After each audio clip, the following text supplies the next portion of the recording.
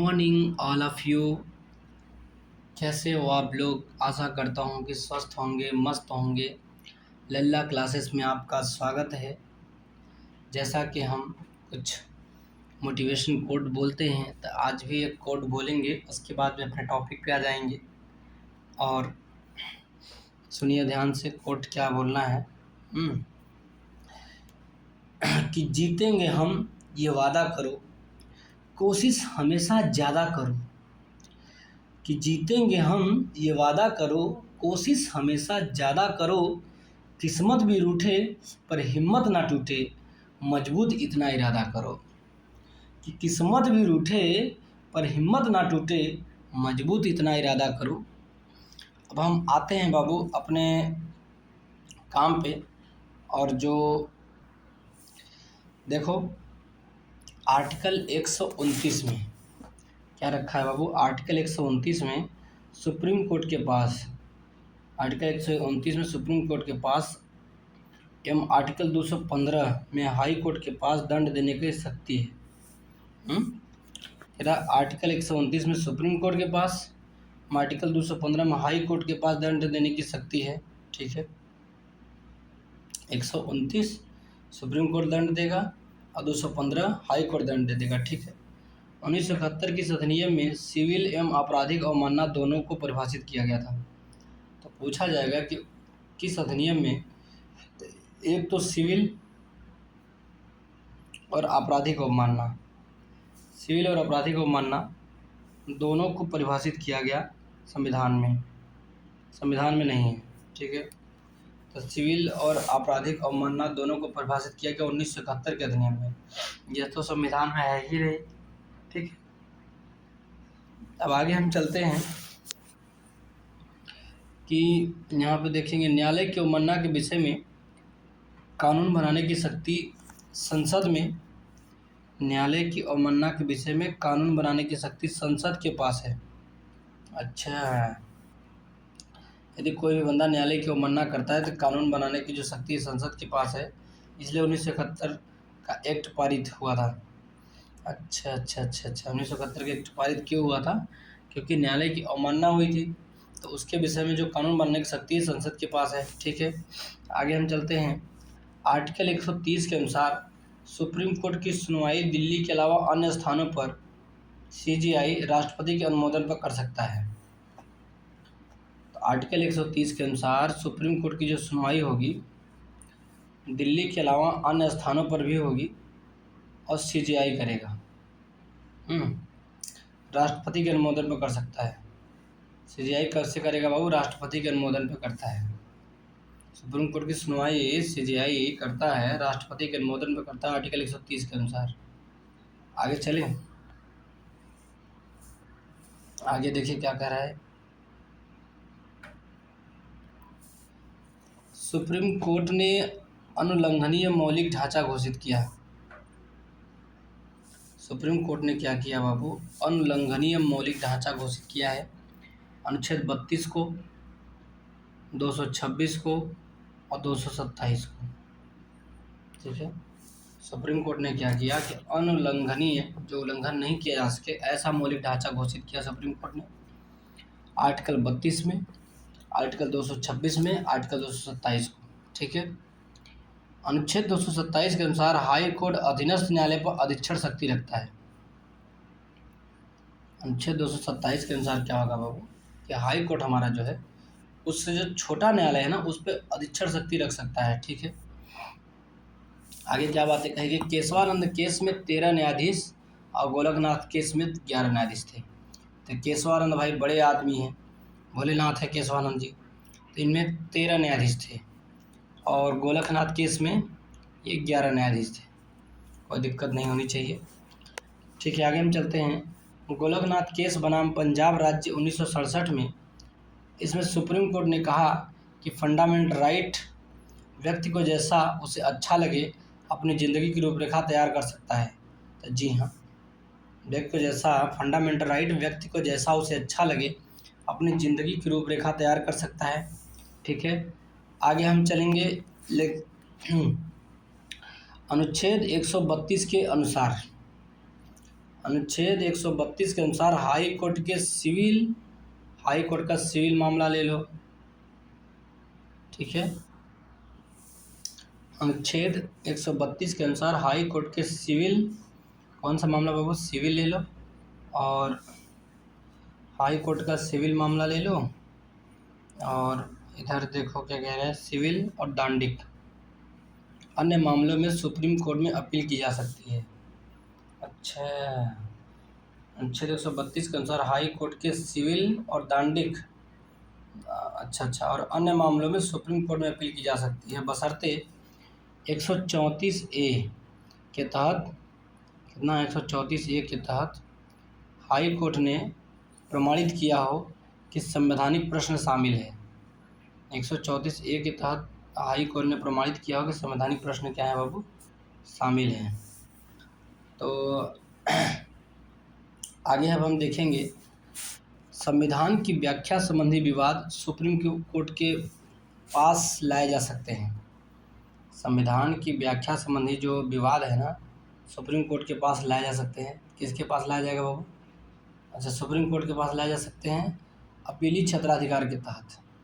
यदि संविधान की व्याख्या करवानी है तो सुप्रीम कोर्ट के पास ले आइए, और किस क्षेत्राधिकार के तहत करेंगे, तो अपीली क्षेत्राधिकार के तहत ये करते हैं।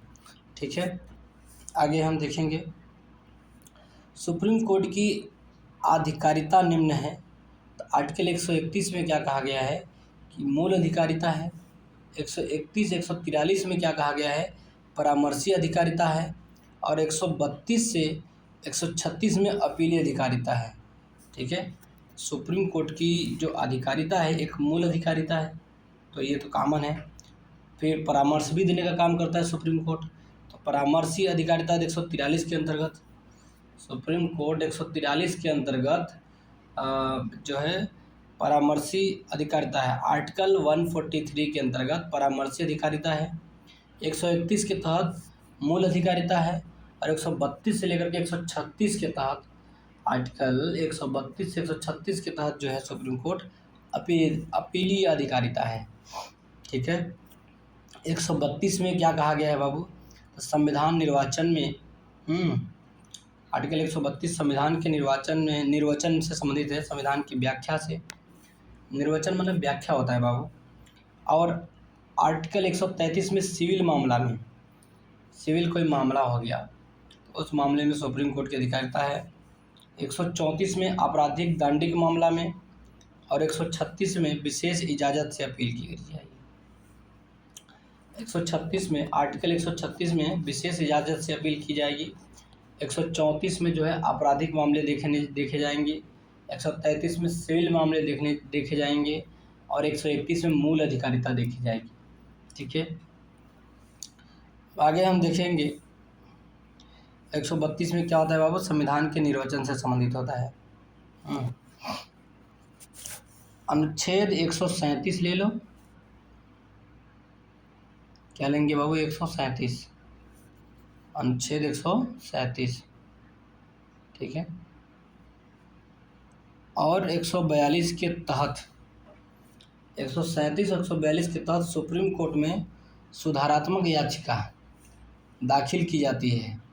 क्यूरेटिव पिटीशन में सुधारात्मक याचिका दाखिल की जा सकती है। ठीक है, बशर्ते सुप्रीम कोर्ट के अंतिम निर्णय के बाद समीक्षा याचिका रिव्यू पिटीशन के खारिज होने के बाद दाखिल होगी। 137 में तो सिस्टम ये है कि अपना जुडिशियल रिव्यू कर सकता है, ये जो पहले सुप्रीम कोर्ट अपना जुडिशियल रिव्यू कर सकता है, तो वही बातें इसमें भी कही गई है। थोड़ी सी बात ये है कि दाखिला की जा सकती है बशर्ते सुप्रीम कोर्ट के अंतिम निर्णय के बाद समीक्षा याचिका के खारिज होने के बाद दाखिल हो। ठीक है, अब आगे हम देखेंगे अनुच्छेद 13 ले लो, ये तो डेरोगेशन था, अल्पीकरण से संबंधित था ये। अनुच्छेद 13, अनुच्छेद 32 संविधान की आत्मा से, अनुच्छेद 131 जी आ गए, 136 आ गए, ये तो अपील होगा। 143 आ गया। 143 के बाद बाबू क्या आता है, 145 आता है, आर्टिकल 145, फिर 226, फिर 227, फिर उसके बाद में 245, 245, फिर 246, 372। आदि के उपबंध न्यायालयों को प्रत्यक्ष या अप्रत्यक्ष रूप से न्यायिक पुनरीक्षण, न्यायिक पुनर्विलोकन की शक्ति प्रदान है। सुप्रीम कोर्ट एवं हाई कोर्ट को ओनली, सुप्रीम कोर्ट को भी और हाई कोर्ट को भी जो है न्यायिक पुनरीक्षण के लिए शक्ति प्राप्त है। 13, 32, 131, 136, 143, फिर 145, 226, 227, फिर 245, 246, 372, इतना याद रखना। आदि उपबंध न्यायालयों को प्रत्यक्ष या अप्रत्यक्ष रूप से न्यायिक पुनरीक्षण या न्यायिक पुनर्विलोकन की शक्ति प्रदान करते हैं। ठीक है, दोनों शक्ति सिर्फ सुप्रीम कोर्ट और हाई कोर्ट को प्रदान है और किसी को नहीं। आगे हम देखेंगे, किसी भी केंद्रीय विधि को संवैधानिक रूप से अवैध करने या अवैध घोषित करने की शक्ति सुप्रीम कोर्ट के साथ साथ हाई कोर्ट के पास भी है। कोई भी केंद्रीय विधि हो ना, उसको संवैधानिक रूप से अवैध करने, क्या करने, संवैधानिक रूप से अवैध करने या अवैध घोषित करने की शक्ति सुप्रीम कोर्ट के पास और हाई कोर्ट के पास भी है। सुप्रीम कोर्ट के पास आर्टिकल 32 से संबंधित है और हाई कोर्ट के पास आर्टिकल 226 से संबंधित है। ठीक है बाबू, सुप्रीम कोर्ट के पास आर्टिकल 32 से और हाई कोर्ट के पास आर्टिकल 226 से कि केंद्रीय विधि को संवैधानिक रूप से अवैध घोषित कर सकता है। आगे हम देखेंगे आर्टिकल 143, आर्टिकल 143 के अनुसार राष्ट्रपति सुप्रीम कोर्ट में 2 प्रकार के विषयों पर सलाह लेगा। आर्टिकल 143 में राष्ट्रपति सुप्रीम कोर्ट से 2 प्रकार के विषयों पर सलाह लेगा। आप कौन से विषय हैं? तो पूर्व संविधान संधि समझौते, संविधान के जो पहले संधि समझौते होते हैं वो उस पर, और दूसरा संविधान निर्माण के पश्चात लोक महत्व विषय पर राष्ट्रपति सलाह लेता है सुप्रीम कोर्ट से। संविधान के पहले संधि समझौते जो हुए उस पर और संविधान निर्माण के पश्चात जो हुए उस पर। ठीक है, अब हम देखेंगे बाबू आगे। आगे देखते हैं, कह रहा है कि पूर्व संविधान संधि समझौते में क्या होता था, परामर्श देना अनिवार्य है। इसमें सुप्रीम कोर्ट को, राष्ट्रपति को परामर्श देना अनिवार्य है। आगे हम देखेंगे कि जब पूर्व संविधान संधि समझौता होगा तो सुप्रीम कोर्ट को जो है राष्ट्रपति को सलाह देना ही पड़ेगा, परामर्श देना ही पड़ेगा। और संविधान निर्माण के पश्चात लोक महत्व विषय में परामर्श देना अनिवार्य नहीं है। चाहे तो सुप्रीम कोर्ट को देगा नहीं देगा मुख्य न्यायाधीश, पता नहीं, परामर्श देना अनिवार्य नहीं है। दोनों मामले में परामर्श को मानना राष्ट्रपति के लिए बाध्यकारी नहीं है। यदि सुप्रीम कोर्ट ने कोई परामर्श दिया तो क्या दोनों मामलों में परामर्श को मानना राष्ट्रपति के लिए बाध्यकारी है? तो जी नहीं, राष्ट्रपति के लिए बाध्यकारी नहीं है, परामर्श हो माने या ना माने, दोनों मामले, संविधान के पहले और संविधान के बाद भी। परामर्शी अधिकारिता के अधीन न्यूनतम 5 सदस्यीय पूर्व पीठ सुनवाई करती है। जब परामर्शी अधिकारिता के अधीन कोई पीठ सुनवाई कर रही है तो कम से कम 5 सदस्यीय पूर्व पीठ सुनवाई करती है। संवैधानिक पीठ होती है 5 सदस्य, कम से कम कितने सदस्यों की बाबू? 5, कम से कम 5 सदस्यों की पूर्व पीठ सुनवाई करती है बाबू। अब वाद और विषय के बारे में देखेंगे। एक गोपालन वाद निवारक अवरोध प्रक्रिया से संबंधित है। ठीक है, एक गोपालन वाद जो होता है बाबू वो किससे संबंधित होता है? निवारक अवरोध प्रक्रिया से संबंधित है। रोमेश थापर वाद, स्वतंत्र भाषण पर रोक। रोमेश थापर वाद जो आता है वो कहते हैं कि स्वतंत्र भाषण पर रोक, कि आप स्वतंत्र भाषण नहीं दे सकते। बारे रोमेश थापर, आप चाह रहे सब शांत रहे। अच्छा, शंकरी प्रसाद वाद की बात देखेंगे। शंकरी जी क्या कहते हैं? संविधान संशोधन की शक्ति संसद की शक्ति, संविधान संशोधन की संसद की शक्ति, संविधान में संशोधन करना है तो शक्ति किसके पास होना चाहिए? संसद की। तो ये शंकरी प्रसाद भाई बात तो बहुत अच्छा करते हैं, तो संसद की शक्ति होनी चाहिए संविधान संशोधन में, शंकरी प्रसाद जी कह दिए। चंपकम दोराई राजन वाद आया था तो शिक्षण संस्थानों में प्रवेश हेतु समानता लाना था। भाई ये चंपी करते थे अपना, चंपकम दोराई राजन तो थे ही, तो ये सोचते थे कि जहाँ भी शिक्षण संस्थान में प्रवेश हेतु समानता लाना है। क्या लाना है बाबू? शिक्षण संस्थानों में प्रवेश हेतु क्या लाना है बाबू? तो समानता लानी थी। क्या लानी थी? समानता लानी थी। आगे हम देखेंगे CJI chief justice of India Yashwant Vishnu Chandrachud. Yashwant Vishnu Chandrachud नाम है CJI के। चंद्रचूड़, ठीक है। अब चंद्रचूड़ भारत के 16वें चीफ जस्टिस ऑफ इंडिया थे। चंद्रचूड़ के बारे में थोड़ा जानेंगे तो कौन से नंबर के चीफ जस्टिस ऑफ इंडिया थे बाबू? 16वें नंबर के चीफ जस्टिस ऑफ इंडिया थे चंद्रचूड़ जी। नियुक्ति कौन करेगा? तो राष्ट्रपति जी ने किया। नियुक्ति राष्ट्रपति नीलम संजीव रेड्डी थे। कार्यकाल था 22 फरवरी 1978 से 11 जुलाई 1985 तक। बारे चंद्रचूड़ जी 22 फरवरी के दिन ये चीफ जस्टिस ऑफ इंडिया बनते हैं 1978 तक। 1978 22 फरवरी 1978 में बनते हैं। 11 जुलाई का दिन है और 1985 तक रहते हैं। बारे चंद्रचूड़ जी 11 जुलाई 1985 तक जो है रहते हैं। जो सभी CJI में सबसे लंबी तक कार्यकाल पर रहे, 7 वर्ष 4 महीना। तो यशवंत विष्णु चंद्रचूड़ जो थे, जो सभी CJI थे, उन लोगों से लंबे कार्यकाल तक रहे, 7 वर्ष 4 महीने यशवंत विष्णु चंद्रचूड़ जी चीफ जस्टिस ऑफ इंडिया थे और 16वें चीफ जस्टिस ऑफ इंडिया थे। नीलम संजीव रेड्डी के तहत कार्यकाल में इनकी नियुक्ति हुई थी। आगे हम देखते हैं इनके पुत्र धनंजय यशवंत चंद्रचूड़ को DY चंद्रचूड़ बोलते हैं। 9 नवंबर 2022 को 50वें CJI बने। सोचो, इनका पुत्र है DY चंद्रचूड़ और DY चंद्रचूड़ बने तो 50 नंबर के बनते हैं CJI। कितने नंबर के बाबू? 50 नंबर के। 9 नवंबर 2022 को। बाप बना 16वां, बेटा बना 50वां। बाप का नाम था यशवंत सिंह विष्णु चंद्रचूड़ और बेटे का नाम है DY चंद्रचूड़। ठीक है, आगे चलते हैं हम। आगे क्या कही गई है कि जनवरी 2022 तक सुप्रीम कोर्ट में कुल 11 महिलाएं न्यायाधीश बन चुकी हैं। अच्छा, जनवरी 2022 एक पर्टिकुलर डेट दिया है, यहाँ तक 22 महिला को न्यायाधीश बन चुकी है अभी तक। तो सब महिलाओं में कितनी विलक्षण प्रतिभा है कि वो भी जो है न्यायाधीश बन चुकी हैं। देख तो फातिमा बीवी जी, सुजाता मनोहर जी, ठीक है, रूमा पाल जी, अच्छा न्यायाधीश रह चुकी है रूमा पाल जी। ज्ञान सुधा मिश्रा, ये तो ज्ञान देने वाली थी ही। रंजना प्रकाश देसाई, ये रंजन भाई ये तो प्रकाश दे रही हैं, तो ये भी तो थी। R भानुमति, अच्छा भानुमति तो बहुत बड़ी कैरेक्टर हैं। भानुमति जो है ये भी हमारे सुप्रीम कोर्ट के न्यायाधीश रह चुकी हैं। इंदु मल्होत्रा भी सुप्रीम कोर्ट की न्यायाधीश रह चुकी हैं। इंदिरा बनर्जी, तो इंदिरा के नाम की बात ही छोड़ दीजिए। हिमा कोहली भी रह चुकी हैं। और बेला एम त्रिवेदी भी महिला न्यायाधीश रह चुकी हैं। और बीवी नागरत्ना भी हमारा न्यायाधीश रह चुकी हैं।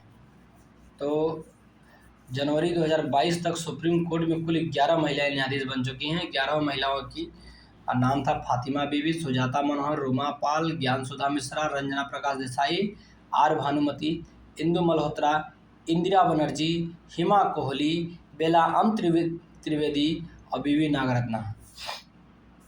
आगे अब हम देखेंगे PIL लोकहित याचिका। तो कोई पूछे कि बाबू PIL क्या होता है? Public interest litigation. क्या होता है बाबू? पब्लिक इंटरेस्ट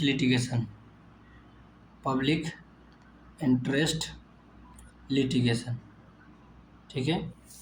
तो PIL लोकहित याचिका को प्रारंभ एवं प्रोत्साहन देने का श्रेय जाता है। लोकहित याचिका को प्रारंभ और प्रोत्साहन देने का श्रेय जाता है कि को PN भगवती जी को और VR कृष्ण अय्यर को। तो कोई पूछे कि PIL को प्रारंभ एवं प्रोत्साहन देने का श्रेय किसको जाता है? तो PN भगवती जी को जाता है और VR कृष्ण अय्यर जी को जाता है, ठीक है। आगे हम देखेंगे PIL को सुप्रीम कोर्ट या हाई कोर्ट दोनों में प्रस्तुत किया जा सकता है। तो PIL को सुप्रीम कोर्ट ले लो या तो हाई कोर्ट, दोनों में प्रस्तुत किया जाएगा, ठीक है। कहीं भी आप PIL जारी कर सकते हो, चाहे सुप्रीम कोर्ट में जाकर के कर सकते हो और चाहे तो हाई कोर्ट में कर सकते हो। PIL अवधारणा का प्रारंभ अमेरिका से आया है ना बाबू। तो PIL अवधारणा का प्रारंभ कहाँ से आया बाबू, तो अमेरिका से आया है। आगे हम देखेंगे न्यायिक सक्रियता, जुडिशियल एक्टिविज्म, न्यायिक सक्रियता, जुडिशियल एक्टिविज्म, जनहित याचिका, PIL एवं न्यायिक पुनर्विलोकन, जुडिशियल रिव्यू दोनों से संबंधित है। यद्यपि आंसर के लिए पहली प्राथमिकता PIL को देना है। पहली प्राथमिकता किसको देना है बाबू, PIL को देना है। ठीक है, यदि आ गया न्यायिक सक्रियता की बात आ गई, जनहित याचिका की बात आ गए, न्यायिक पुनरावलोकन की बात आ गई, तो पहली प्राथमिकता किसको देना है बाबू, तो PIL को देना है। PIL अमेरिका का कॉन्सेप्ट है। आगे हम देखते हैं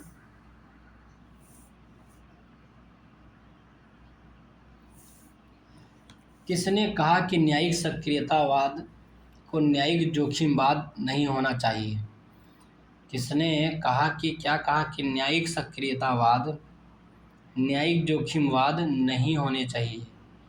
तो पूर्व CGI AS आनंद, अब आनंद जी इतने बड़े आदमी हैं, पहले CGI रह चुके हैं, उसने ने कहा था कि जो जुडिशियल एडवेंचरिज्म है, न्यायिक जोखिमवाद है, नहीं होना चाहिए। क्या, न्यायिक सक्रियतावाद को न्यायिक जोखिमवाद नहीं होना चाहिए। किसने कहा बाबू, तो पूर्व CGI AS आनंद नाम का बंदा CGI थे, उन्होंने कहा था।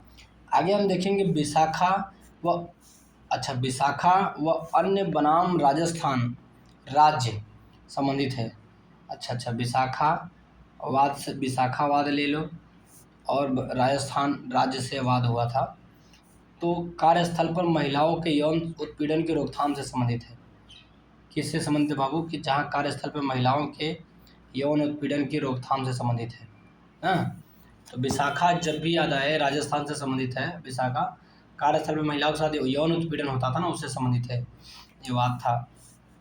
सायरा बानो बनाम भारत संघ, अच्छा सायरा बानो भारत से लड़ गई, भारत संघ से लड़ गई में सुप्रीम कोर्ट की 5 सदस्यीय पीठ ने 2017 में 3 तलाक के बिद्दत को असंवैधानिक घोषित करते हुए, तीन तलाक को असंवैधानिक घोषित कर दिया गया सायरा बानो बनाम भारत संघवाद में। और कितने सदस्यीय पीठ थी बाबू, 5 सदस्यीय पीठ थी। असंवैधानिक घोषित करते हुए कहा कि अनुच्छेद 14 का उल्लंघन करता है। किसका उल्लंघन करता है बाबू, अनुच्छेद 14 का उल्लंघन करता है। इसी प्रकार संसद ने भी मुस्लिम महिला विवाह अधिकार संरक्षण नियम 2019 बनाकर 3 तलाक को गैर कानूनी बना दिया। अब 3 तलाक क्या है बाबू, गैर कानूनी है। 3 तलाक अब क्या हो गया है बाबू, गैर कानूनी बन गया है। कब संसद ने नियम बनाया था, तो संसद ने विवाह अधिकार संरक्षण अधिनियम बनाया सन 2019 में। कहा कि 3 तलाक क्या है बाबू, गैर कानूनी है। और सायरा बानो ने किसका कहा था कि आर्टिकल 14 का उल्लंघन करता है। और सायरा बानो भारत संघ से लड़ जाती हैं, और भारत संघ जब भी पीठ बैठती है, 5 सदस्यीय पीठ बैठी थी। आगे तो सायरा बानो 3 तलाक से संबंधित है, जान लो। और विशाखा जी कार्यस्थल पर महिलाओं के साथ यौन उत्पीड़न से संबंधित है। आगे हम देखेंगे सुप्रीम कोर्ट ने कोयला आवंटन घोटाला बाद में CBI को पिंजराबंद तोता कहा। तब पूछा जाए कि चीफ जस्टिस ऑफ इंडिया को, CBI को सुप्रीम कोर्ट ने कोयला आवंटन घोटाला में CBI को पिंजराबंद तोता कहा। तो किस वाद में सुप्रीम कोर्ट ने CBI को पिंजराबंद तोता कहा, तो कोयला आवंटन घोटाला में CBI को क्या कहा, पिंजराबंद तोता। आगे हम देखेंगे क्या कह रहा है। 6 सितंबर 2018 को सुप्रीम कोर्ट की 5 सदस्यीय संवैधानिक पीठ ने IPC की धारा 377 को आंशिक रूप से असंवैधानिक घोषित किया। LGBT अधिकार या समलैंगिक अधिकार मिला। L से क्या होता है बाबू, लेस्बियन होता है। G से क्या होता है, गे होता है। B से क्या होता है, बाइसेक्सुअल होता है। T से क्या होता है, ट्रांसजेंडर होता है। LGBT को आप क्या बोल सकते हैं, लेस्बियन और गे, बाइसेक्सुअल, ट्रांसजेंडर। एल से लेस्बियन हो जाएगा बाबू, जी से गे हो जाएगा, बी से बाईसेक्सुअल हो जाएगा, टी से ट्रांसजेंडर हो जाएगा। ठीक है। आगे अब हम देखेंगे अनुच्छेद 348 द्वारा, अनुच्छेद 348 के द्वारा क्या हो रहे हैं, अनुच्छेद 348 द्वारा सुप्रीम कोर्ट की संपूर्ण कार्यवाही अंग्रेजी भाषा में होगी। ओह अच्छा, अनुच्छेद 348 एक आर्टिकल है, इसमें कहा गया है कि सुप्रीम कोर्ट की जो संपूर्ण कार्यवाही होगी ना अंग्रेजी भाषा में होगी। अच्छा, साथ प्रत्येक हाई कोर्ट की भी, अच्छा सुप्रीम कोर्ट की और प्रत्येक हाई कोर्ट की जो कार्यवाही भाषा होगी अंग्रेजी भाषा में होगी। आर्टिकल 348 कहता है जब तक संसद विधि बनाकर अन्य भाषा का विकल्प ना दे तब तक, यदि संसद विधि बनाकर के अन्य भाषा का विकल्प दे देगी तब तक कार्यवाही अन्य भाषा में होगा, नहीं तो सुप्रीम कोर्ट और हाई कोर्ट जो कार्यवाही होगी अंग्रेजी भाषा में ही होगी। तो आगे चलें, आगे हम देखते हैं, देखो टूटे हुए ख्वाबों का एक परिंदा हूँ मैं, टूटे हुए ख्वाबों का एक परिंदा हूँ मैं, उम्मीदें अभी भी बाकी है इसलिए जिंदा हूँ मैं। तो देखो इतनी बात कहने के बाद मैं राज्यपाल एक टॉपिक्स पे आता हूँ, राज्यपाल पे। अब राज्यपाल के बारे में देखेंगे, इसके बारे में देखेंगे बाबू, राज्यपाल के बारे में देखेंगे। तो देखो इसमें क्या कहा गया है, आर्टिकल 154 के अनुसार राज्य की कार्यपालिका शक्ति राज्यपाल में निहित होती है। तो ये तो दुनिया जानती है कि राज्य की कार्यपालिका शक्ति राज्यपाल में निहित होती है आर्टिकल 154 के अनुसार। आर्टिकल 155 में राज्यपाल की नियुक्ति राष्ट्रपति करेगा। ठीक है, ये भी बात ठीक है। 7वां जब अमेंडमेंट हुआ 1956 में, 7वां अमेंडमेंट कब हुआ था बाबू, 1956 द्वारा 2 या अधिक राज्यों का राज्यपाल नियुक्त किया जा सकता है। तो ऐसा 7वां अमेंडमेंट 1956 में कर दिया गया कि 2 राज्यों का राज्यपाल जो है एक ही बंदे को नियुक्त किया जा सकता है ना। 7वां अमेंडमेंट 1956 में ऐसी बातें कही गई थी, संविधान संशोधन 7वां 1956। आगे हम देखेंगे अनुच्छेद 157 में राज्यपाल हेतु योग्यता और अनुच्छेद 159 में राज्यपाल हेतु शपथ का प्रावधान है। 157 में राज्यपाल जी क्या करेंगे बाबू, तो उनकी योग्यता देखी जाएगी, और 159 में राज्यपाल के शपथ की बात देखी जाएगी, शपथ लिए कि नहीं लिए राज्यपाल जी। राज्यपाल हेतु शपथ का प्रावधान 3rd अनुसूची में नहीं है, ये ध्यान देना, 3rd अनुसूची में नहीं है। 3री अनुसूची में शपथ नहीं लेंगे राज्यपाल जी। क्या राज्यपाल जी 3री अनुसूची में शपथ लेंगे, तो जी नहीं, राज्यपाल जी 3री अनुसूची में शपथ नहीं लेंगे। आगे हम देखेंगे हाई कोर्ट के मुख्य न्यायमूर्ति के समक्ष शपथ लेगा राज्यपाल। हाई कोर्ट के जो मुख्य न्यायमूर्ति होंगे ना उनके समक्ष शपथ लेते हैं राज्यपाल जी, शपथ लेंगे तो हाई कोर्ट के मुख्य न्यायमूर्ति के समक्ष शपथ लेते हैं। अच्छा, मतलब राज्यपाल को दे दिया कि अपने बराबर में जाओ। आगे हम देखते हैं अनुच्छेद 156 क्लाज 1 के अनुसार राष्ट्रपति के प्रसाद पर्यंत पद धारण करता है। जब तक राष्ट्रपति चाहेंगे तब तक राज्यपाल जी अपना पद धारण किए रहेंगे, राष्ट्रपति के प्रसाद पर्यंत तक ही पद धारण करके रख सकते हैं। जब राष्ट्रपति जी नहीं चाहेंगे तो राज्यपाल अपना पद धारण नहीं कर सकते। और अनुच्छेद 156 क्लास 3 समानता कार्यकाल 5 वर्ष का है। तो नंबर 1 में राष्ट्रपति जब चाहेंगे तब हटा सकते हैं, और बाकी 156 क्लास 3 में क्या बात किया गया है कि इनका कार्यकाल 5 वर्ष का होता है। राज्यपाल का कार्यकाल कितने वर्ष का होता है, वो 5 वर्ष का। 156 क्लास 3 में बातें कही गई हैं। आगे जेके का प्रथम उपराज्यपाल गिरीश चंद्र मुर्मू। जेके का मतलब जम्मू कश्मीर। तो पहला उपराज्यपाल का नाम देखेंगे, गिरीश चंद्र मुर्मू जी हैं। कौन है बाबू, गिरीश चंद्र मुर्मू जी। और लद्दाख के पहले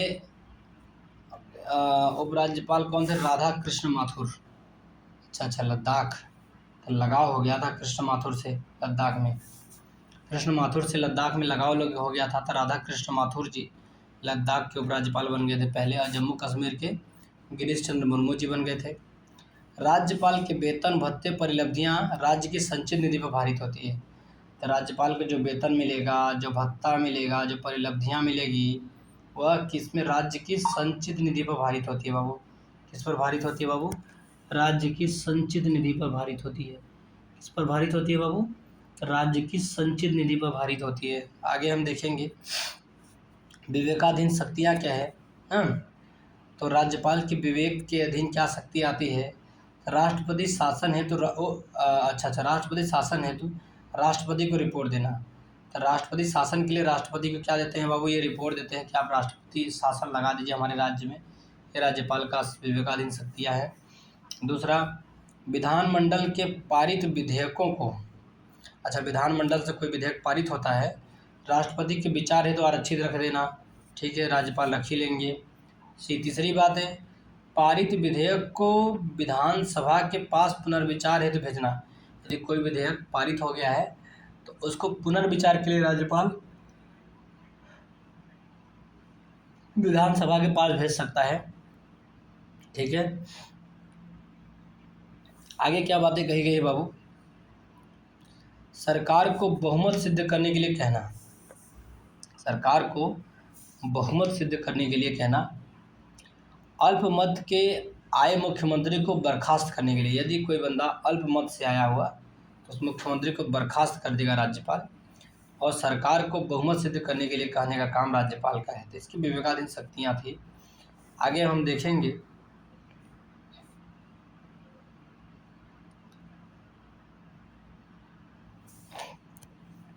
अनुच्छेद 200 के अनुसार, आर्टिकल 200 के अनुसार राज्यपाल विधेयक को राष्ट्रपति के विचारार्थ आरक्षित रख सकता है। आर्टिकल 200 ऐसा है, इसको याद कर लेना, बड़ा इम्पोर्टेंट है। आर्टिकल 200 के अनुसार राज्यपाल विधेयक को राष्ट्रपति के विचारार्थ आरक्षित रख सकता है। जो राज्यपाल जी हैं ना, वो विधेयक को राष्ट्रपति के विचारार्थ आरक्षित रख सकता है, कोई दिक्कत नहीं होनी चाहिए। अनुच्छेद 201 के अनुसार इस विधेयक पर अनुमति देगा या रोक लेगा। ठीक है, इस विधेयक पर राष्ट्रपति या तो अनुमति देगा या तो रोक लेगा, दो काम करेगा। अनुमति दे देगा या तो वो रोक लेगा, राज्यपाल की शक्ति। राज्यपाल की नियुक्ति मुख्यमंत्री और अन्य मंत्रियों, तो राज्यपाल की नियुक्ति करता है। राज्यपाल नियुक्ति करता है तो मुख्यमंत्री और अन्य मंत्रियों की नियुक्ति करेगा। और अध्यक्ष एवं सदस्य राज्य लोक सेवा आयोग,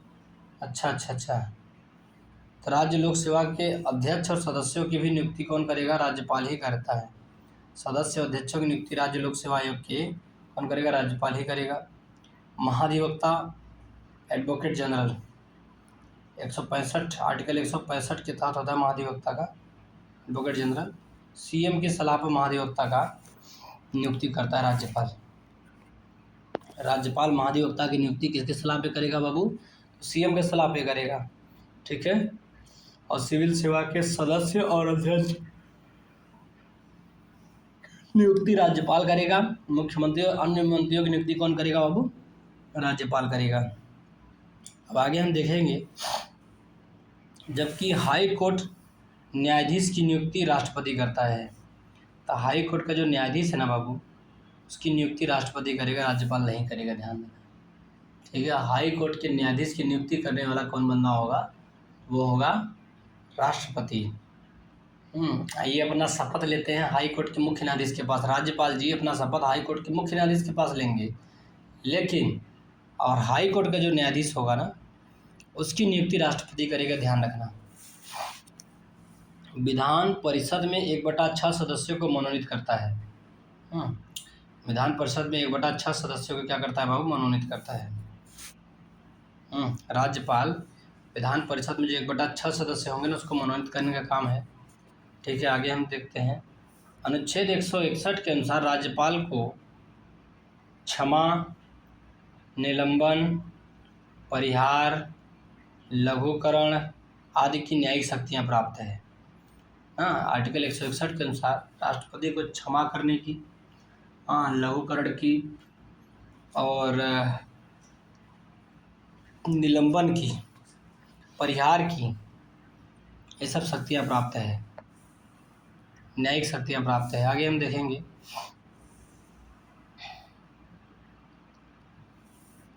अनुच्छेद 74 क्लास 2 द्वारा मंत्रियों द्वारा राष्ट्रपति को दी गई सलाह, ठीक है, मंत्रियों द्वारा राष्ट्रपति को दी गई सलाह तथा अनुच्छेद 163 क्लास 3 राज्यपाल को दी गई सलाह को जांचने के लिए न्यायालय अधिकृत नहीं है।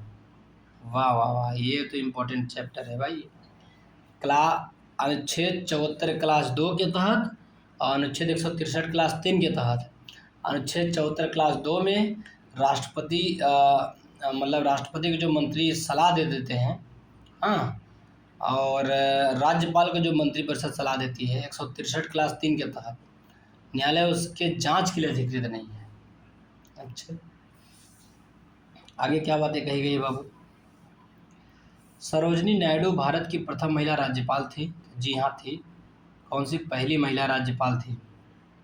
सरोजिनी नायडू जी 15 अगस्त 1947 से 2 मार्च 1949 तक थी राज्यपाल।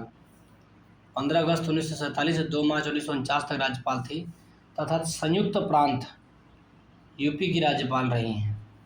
ठीक है, महिला भारत की पहली महिला राज्यपाल थी, लेकिन यूपी की राज्यपाल थी, भाग से हमारे यहाँ की राज्यपाल थी। इनकी स्मृति में प्रतिवर्ष 13 फरवरी को राष्ट्रीय महिला दिवस मनाया जाता है। हर प्रतिवर्ष 13 फरवरी को राष्ट्रीय महिला दिवस मनाया जाएगा। स्मृति किसके होगा बाबू? तो सरोजिनी नायडू की स्मृति में प्रतिवर्ष राष्ट्रीय महिला दिवस मनाया जाता है। भारत के पहले बर्खास्त किए गए राज्यपाल तमिलनाडु के प्रभुदास पटवारी जी थे। अब तमिलनाडु के अब खुद ही प्रभुदास बन रहे थे पटवारी जी। पटवारी जी खुद ही प्रभुदास बन रहे थे, तो इनको बर्खास्त किया जाएगा ही। तो 1980 के अक्टूबर में इनको बर्खास्त कर दिया गया था। प्रभुदास पटवारी को बर्खास्त कर दिया गया था। कहाँ के राज्यपाल थे बाबू? तो तमिलनाडु के थे।